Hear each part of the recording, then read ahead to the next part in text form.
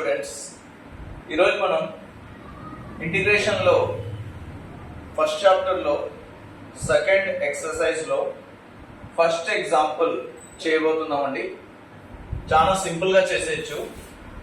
చూడండి, ఇక్కడ దీనికి మనం 2x మైనస్ 3కి t అనుకోవాలండి. ఇక్కడ డిఫరెన్షియేషన్ చేయాలా విత్ రెస్పెక్ట్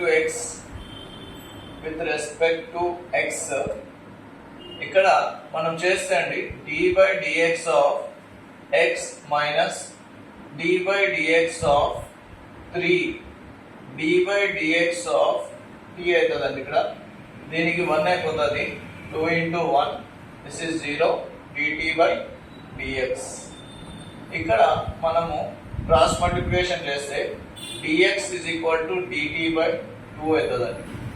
ఈ t and dx value, t value and dx values వచ్చేసి మనం ఇచ్చిన ప్రాబ్లంకి ఈక్వేషన్ 1 అనుకోండి.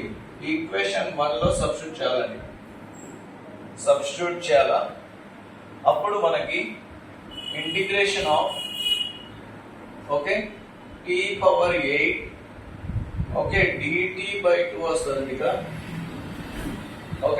ఈ 1/2 ఏదైతే ఉందో దానికి కామన్ తీస్తే t పవర్ 8 dt అయిపోతుందండి.